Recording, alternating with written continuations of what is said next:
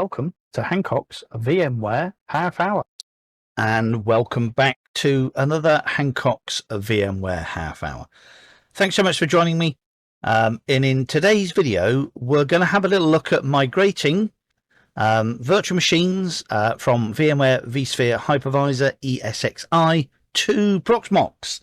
And if you've been watching these videos, you may remember that a few weeks ago we started to explore Proxmox 8.4.0-1, which is we installed it on ESXi, so it's a nested hypervisor running under VMware vSphere, but that shouldn't be a particular problem. And if you've been following, we did a video on upgrading Veeam backup and replication 11.1, I think it was, to 12.3. And the main reason for doing that is because we wanted to explore some of the new features in Veeam backup and replication 12.3, which allow us to easily migrate VMs, virtual machines, guests, to Proxmox. So here is our Veeam backup and replication server. This is our Veeam backup and replication server that we upgraded to 12.3, and this will allow us very easily to migrate virtual machines from VMware vSphere Hypervisor ESXi, and I know a lot of you out there will be really pleased by that because I think that statistically, looking at Google searches, I think in the last 12 months or more, certainly the last 12 months to 24 months, I think the biggest search reference was probably Proxmox compared to Azure or AWS or Azure Local. So Proxmox certainly appears to be a thing that is fashionable at the moment. I know one of my clients at the moment has just stood up a cluster of 3 Proxmox servers because they had some hardware that was lying around that was still under guarantee and support. So they thought that basically that they would explore using Proxmox and what it could do for them, and they are currently a large VMware vSphere customer.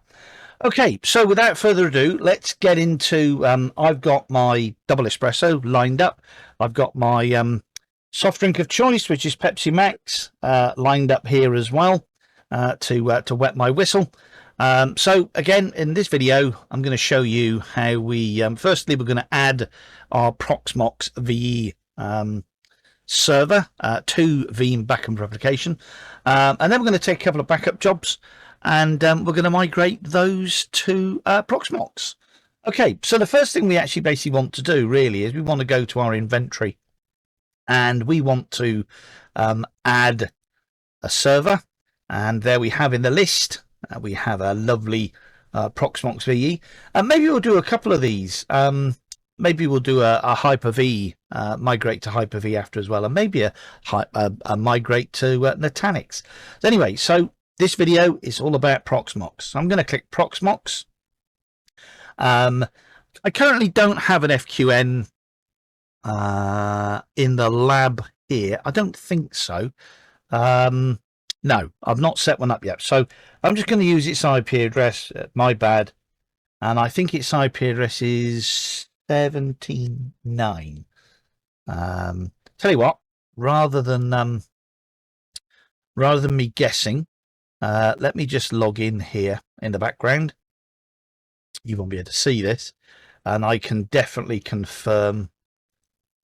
Of course, doesn't have VMware tools installed. So let's just actually basically have a little look at the console. Proxmox console.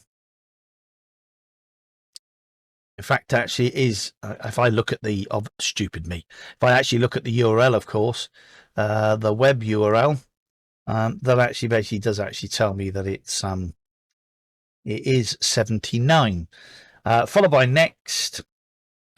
Our credentials, we can have a little look down here for our root credentials that we've already defined. Of course, it's the password is password. The user ID is root, and obviously the password is whatever you actually basically set Proxmox to.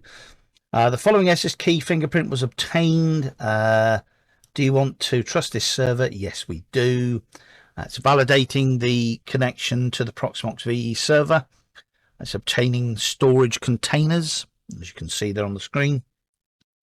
So what I'm going to do, I'm going to have a little swig of my the largest available storage. I'm actually going to select local 84.1 gig. So I'm going to just let that.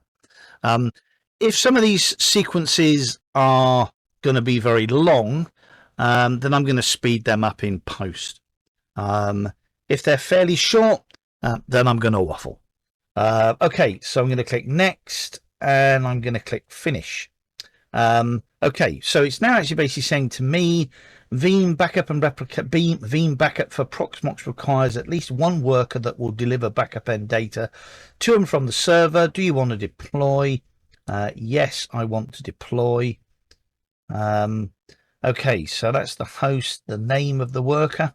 We'll just call it Veeam worker. Storage. So let's just choose that storage. Click advanced. I'm actually going to change the number of CPUs because we don't have. I didn't actually allocate that many for this particular nested host. So I'm just going to knock them down to 4 vCPUs. The memory I'm okay with 6. So I'm going to click OK there, followed by next. Okay, it's going to obtain the DNS servers obtain automatically. That's fine. I'm going to click OK. Oh, got to add a networking.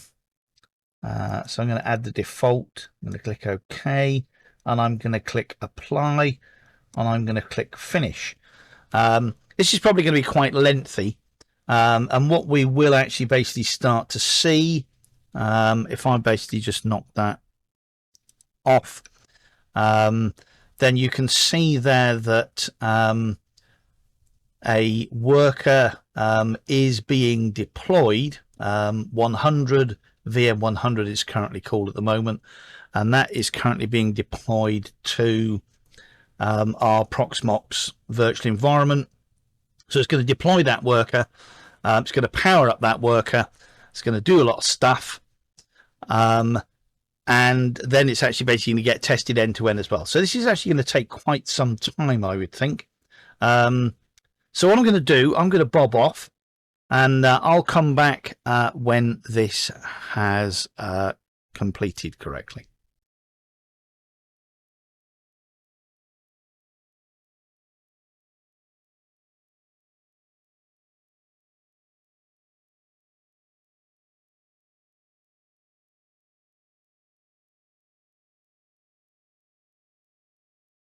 And I'm back.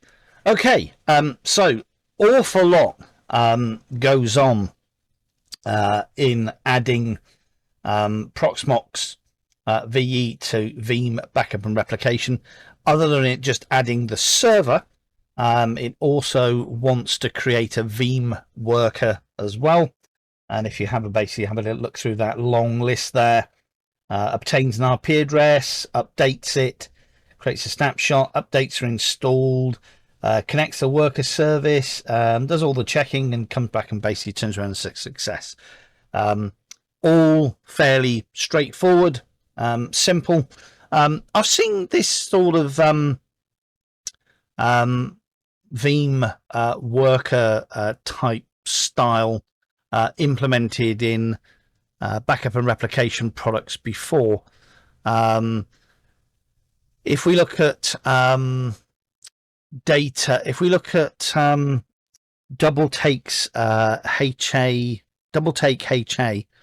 and I forget the life of me now who it is now owned by, but they actually basically use the term helper. They use helper VMs, and this is a similar thing. That a helper VM, or a Veeam worker as it calls it, is actually installed on the host. and then that basically does is responsible for the backup and restore of VMs on that host. So they're actually sort of kind of restored to that worker, and that worker sort of kind of talks to the host, rather than what in VMware we actually basically see VM backup replication actually talking directly to the host. Okay, so I'm going to click close. So I would think, not that I've done this yet, but I think that when we actually basically look at VM backup replication, doing a similar thing with Nutanix, it probably does the same thing. I would think it probably basically creates a worker. Hyper-V, I think that does it direct. I don't think there's any helper VM or worker VM there. Okay, so I'm going to click close. Now that we've added our Proxmox server, and I can see it there. If I just basically look at the properties of that, that should show me the properties of our Proxmox VE server now. Yeah, it does. And I can click rescan, and hopefully that'll rescan it. And it shouldn't really come up with any error messages. So now we are ready to restore. We could sort of kind of say P to V, V to V, or restore our backups directly to Proxmox. So the first thing we need to do really is we need to go back up to our backups and look in backups disk. And I'm going to have a little look at our domain controller local backup job. So hoping, there we go. And I'm actually basically going to have a little look at our domain controllers. So I'm going to have a little look at Danio 2022 restored. And I'm also going to click Rasbora 2022 restored. So these are two Windows Server 2022. I think they are. I don't think we've upgraded them to 2025. I'm going to click the button that says entire VM, restores the entire VM to Proxmox VE. Tell you what I'm going to do. I'm going to do a Linux one as well. So I'm going to select pistogrammer whole and hotflow whole. I'm going to do 4. So I'm doing 2 Windows and 2 Linux, so we can see whether or not that we can power these up and if they're running okay in Proxmox. So I'm going to click entire VM. So those are our virtual machines which are listed. I'm going to follow by next. Restore to a new location. Yeah, because we're installing Proxmox. Okay, so it wants to select a host. So I'm going to select 141.255.136.79. Maybe I had to select all of them. Okay, so there's our host selected, which is our only Proxmox VE server at the moment. Okay, so now we have to specify storage, and we have to specify a disk type.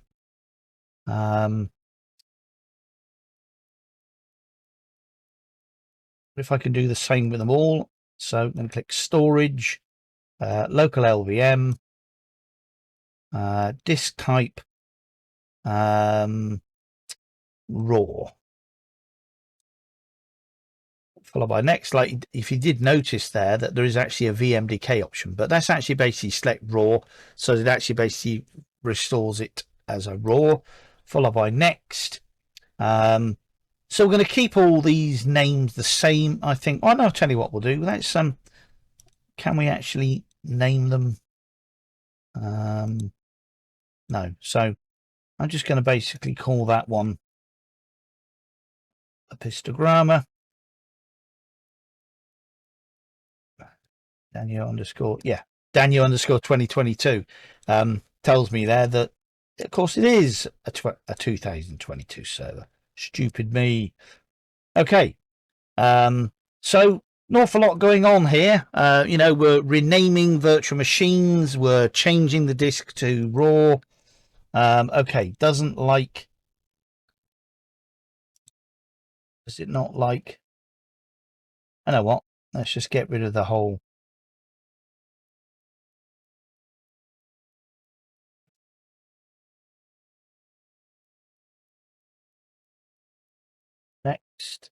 Okay, so next thing is the network. So again, I'm just going to select them all. I'm just going to choose that network, followed by OK, followed by next. Restore reason.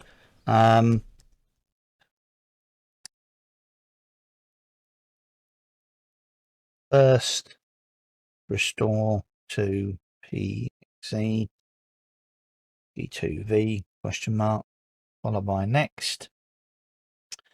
But we'll say power on the target after restoring. Why not? Just thinking here. Maybe we won't do that because we're on the same LAN for the moment. So I'm going to click finish. Now, is that going to create... Okay, so I've got a job running. I've got 4 restores running, starting. The worker... let's just turn this off. Okay, so you can see there that the VM worker has been powered up. It's got some CPU, it's got some memory, it's got some uptime at the moment. So that's something that's changed. And let's have a little look at the... okay, so it's preparing the VM worker, it says, and it probably says the same thing on all of them. Okay, so that's actually waiting for the backup infrastructure to be available, and that one. So therefore, it looks to me like it's obviously basically going to go off and restore a pistogrammer first. Okay, so again, nothing really more for me to do than waffle on. So we'll come back when we've got a handful of virtual machines on our Proxmox server. So I'll speed all this up in post, and I'll be back shortly.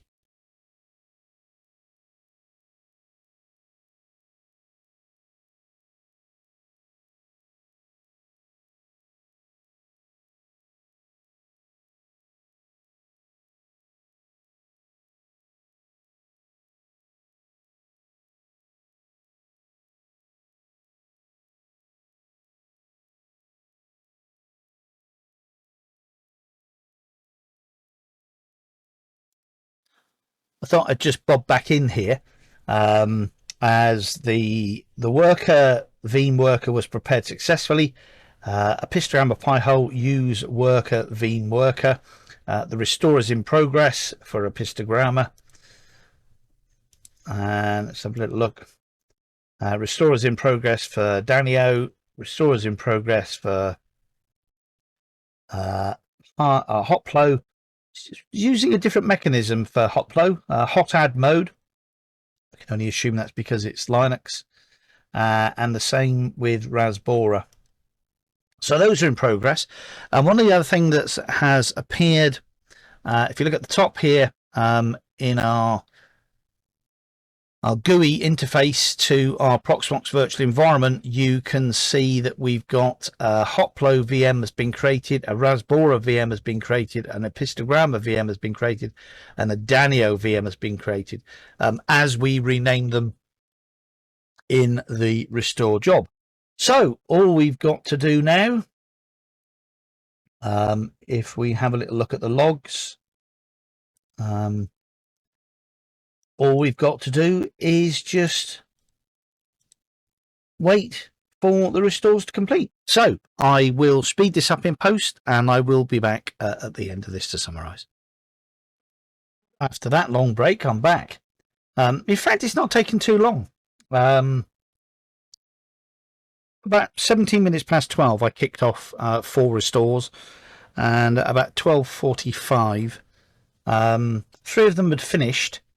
Me Rasbora 2022 server is still sitting there in restore. It's not complete. And I had a little look at network traffic and the disk traffic, and it just seems to be doing nothing. So I really don't know what's happened to that particular job there. One of the things I don't really like about Veeam backup replication is if I actually have a little of statistics, it doesn't show me any. It doesn't give me any indication of progress, unless I'm looking in the wrong place. It's not giving me anything at all. It's telling me that it started at 12:17. The other jobs are finished. So histogrammer is finished, Danio is finished, Hoplo's finished, and I've taken the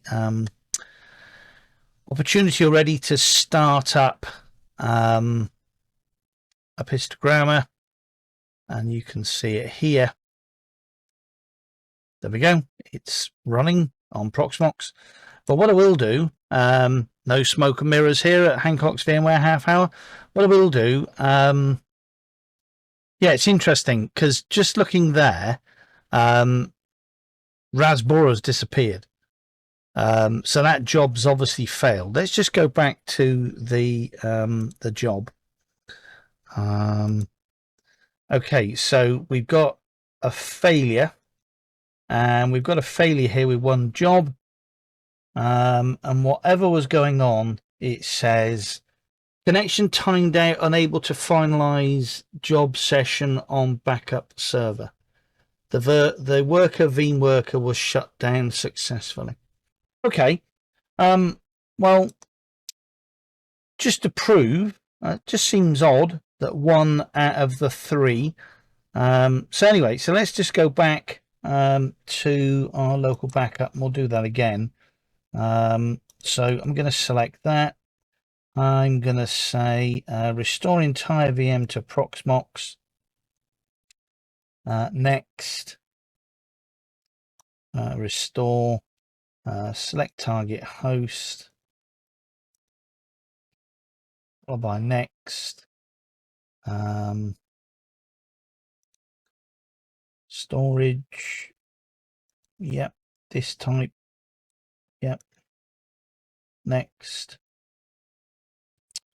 Yeah. Oh, it doesn't like the name, so let's just doesn't like underscore, so let's just go with that. Followed by next. Let's connect it into that. Followed by next, next, finish. Okay, so we've got a backup job there that is going to run, and we're going to restore Rasbora. But in the meantime, whilst that's happening, let's have a little look. So our Rasbora 2022 job is now running. And if we have a little look here at Proxmox, we can see that we've got a padlock symbol on Rasbora 2022. So I'm going to have a little look at our Hoplo server that we've also migrated. And we'll see that start up. So generally, Ubuntu machines, Linux machines, Unix machines are considered a little bit more difficult to do P2Vs and V2Vs on. But here we are, Veeam backup and replication, just restored to Proxmox. It does all the heavy lifting. It does all the conversion. And we end up with virtual machines running in a Proxmox environment. Now, there is a little bit more to do. Like certainly you want to clean up all those hidden devices. You want to clean up all those hidden drivers and phantom drivers in Windows. But it shows you that Veeam Backup and Replication 12.3 with this new functionality really allows you very, very easily to migrate your virtual machines off VMware vSphere Hypervisor or ESXi. So, you know, that's running quite happily. Waiting for me to log in. And just to demonstrate that I can actually basically log in. And nothing appears broken. There we go. Logged in. Easy peasy, lemon squeezy. Okay, so let's have a little look at Danio, which I've basically already started. And that's getting ready. And of course, you know, that's doing the old Windows plug and play thing. And installing drivers and things like that. So, you know, you would expect that with Windows. And of course, we've still got our padlock on our Rasbora 2022 machine. And I wonder how that's actually basically getting on. Okay. As I sort of kind of said before, one of the things I don't like really is it's not really giving me any feedback or any dialogue as to when this is going to be complete. At the moment, maybe that's to come in Veeam backup and replication. So we're still waiting for that restore. If we turn off that, go back here, and our Windows 2022 server is now booting successfully. So I'll tell you what I'm going to do. I'm going to wait. There we go. Applying computer settings, and basically we'll get a nice login. But I'll tell you what I'll do. I'll wait for the Raspberry 2022 restored can be completed, because that's what we actually basically started with. We'll speed this up in post, so you don't have to basically watch this restore, although we don't really have a dialogue, so it's difficult to know really how long this is actually going to take. And then I'll come back and I'll summarize.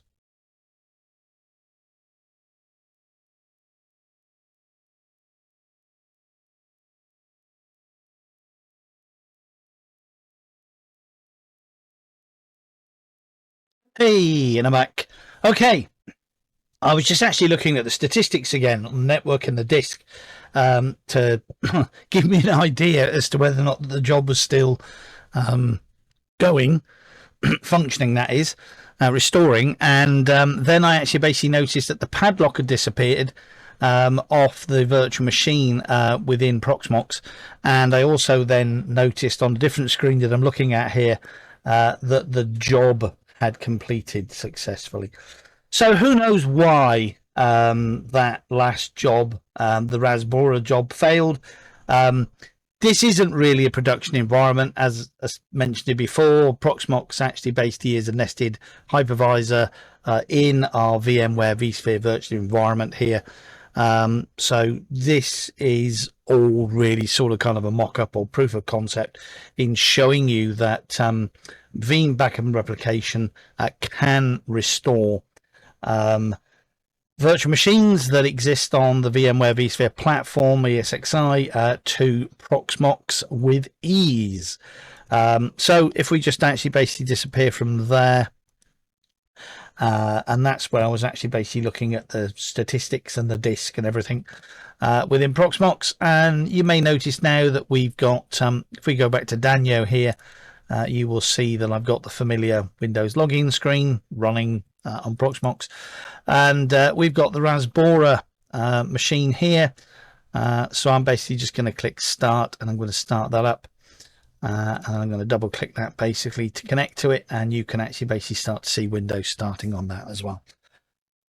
There you go. Simples, easy peasy, lemon squeezy. How to restore using Veeam backup replication 12.3. Guest operating systems or virtual machines, or I often hear them called images. Anyway, so if you've got a migration project, if you have decided that you are going to leave VMware and you're going to migrate to Proxmox, and you're scratching your head as to how you do it, then there you go. Veeam backup and replication 12.3 and its new features and functions can do that easily for you. So with that, thanks so much for watching another video from Hancock's VMware Half Hour. My name is Andrew Hancock, and please like and subscribe. If you don't like, then thumbs down and give me a reason why you don't like it. And again, if you have any questions, then please drop them in the comments. If you have any videos that you want me to do, then drop them in the comments as well. And come back for another episode of Hancock's VMware Half Hour in the future. So all the best and good afternoon. Goodbye.